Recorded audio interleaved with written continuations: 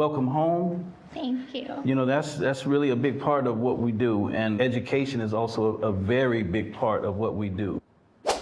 And unless that education covers how to get away with a violent crime, I don't think you offer much of an education with someone like Gypsy Rose being there. I will be the first one to admit there's no preparation, there's not a class that you can take to prepare yourself for the confinement of prison walls. Mm-hmm.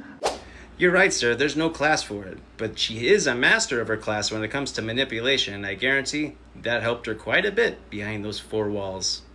But I feel like you were almost a prisoner before becoming a state-sanctioned prisoner. Mm-hmm.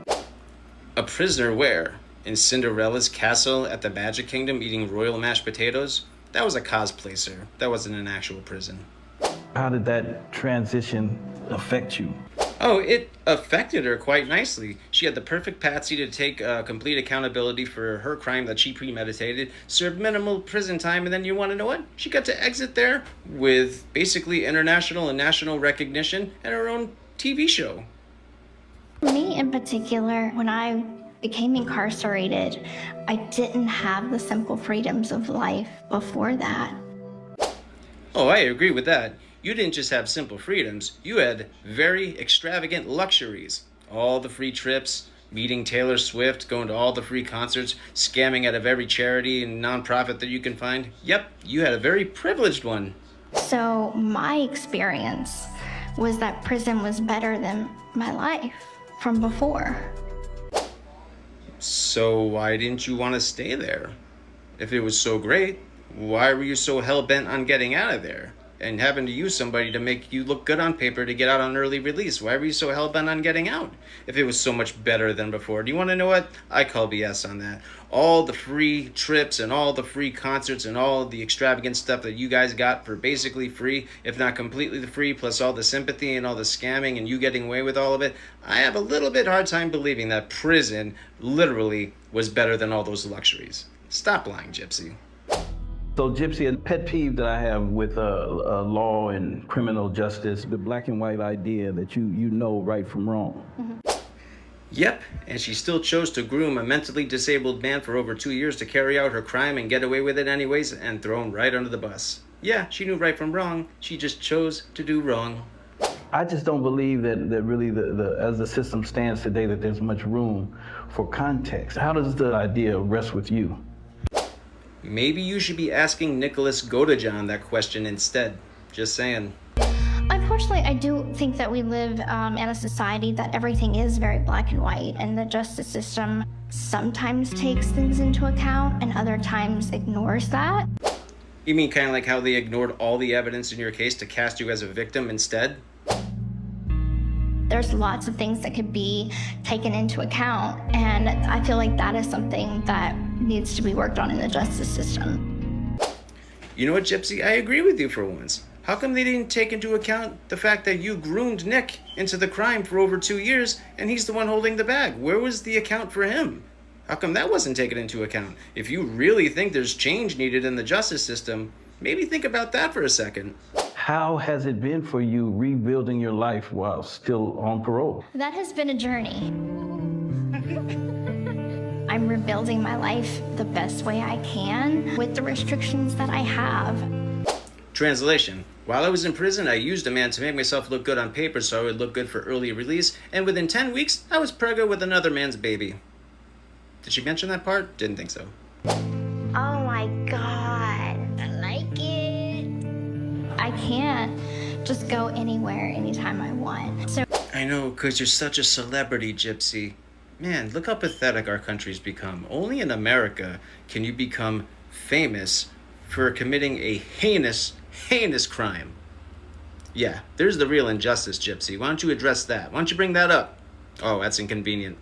even to come to this event right now, I had to ask for permission from my parole officer. Translation, I'm going to go as wild and crazy and embarrassing as possible once parole is off, and it's going to be scary stuff.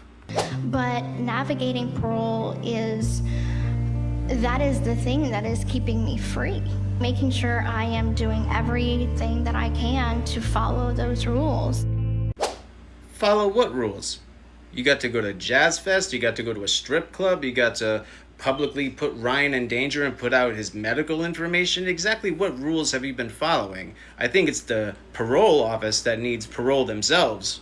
I still remember when Gypsy walked into the attorney-client room the very first time I met her, and like she was having a hard time breathing just from the exertion of the walk from her cell down there. Because Well, that's just Gypsy practicing the act that she's about to put on right in front of the judge to get the victim narrative out there as convincingly as possible. Kind of like what actors and actresses do with breathing exercises before they shoot a scene. Same kind of concept. Do you feel like sometimes the one thing, the thing that you did maybe that brought on this conviction? Listen to this guy completely downplay. Listen to his wording. The thing that you did that caused this conviction. Gee, you're not showing much bias or anything, are you? It's kind of overshadowing all of the good that you plan to do and have done.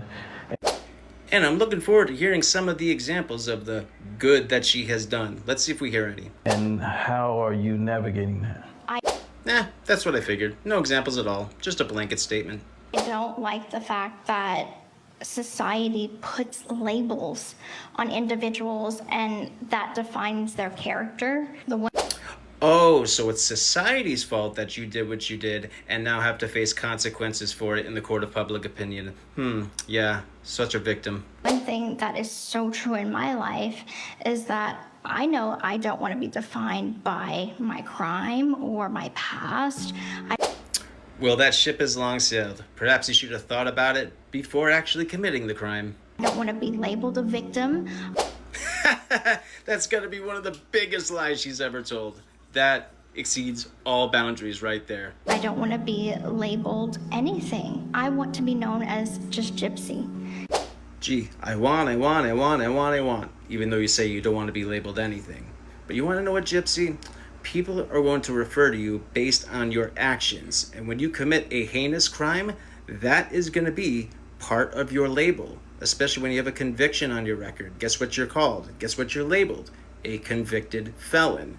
And then for you, that's putting it very nicely. Because that's who I am.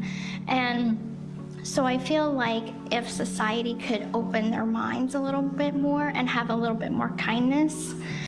Oh, there we go. Once again, it's not her fault. It's society's fault. It's our fault, guys. We haven't been kind enough to her for her to blossom into whoever she is. So if she screws up in the future or does anything more stupid, I guess we only have ourselves to blame because, you know, even though she did something very heinous and didn't really get held accountable for it, and she still doesn't hold herself accountable for it in the correct way, she still downplays it to this day. You want to know what? It's not her fault. It's society's fault. It's our fault for not being nice enough to her.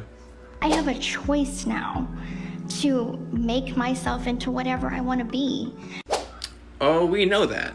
And not even 10 weeks out of getting released from prison, you became an adulterer, a divorcee, and essentially a trash human altogether. And that should go for everybody. You're not defined by your past, your status, or anything else. Hate to burst your bubble, Gypsy, but yes, you are. When you do heinous things in your past and you still refuse to take accountability for it and you continue to do one stupid thing after another, yes, you will be judged for that, and that is going to essentially be translated into who you are now. So don't sit there and act like, again, it's society's fault and people are just not being kind enough to you. Knock it off. The gaslighting doesn't work on people that have 2 brain cells. You can choose. So all those haters out there,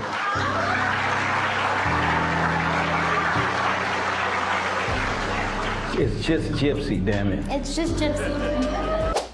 Oh boy, I wonder what backstage favors she did for this guy before this interview started. Because you want to know what? We're not haters because we actually care about the truth and care about somebody that is still sitting in prison because of her.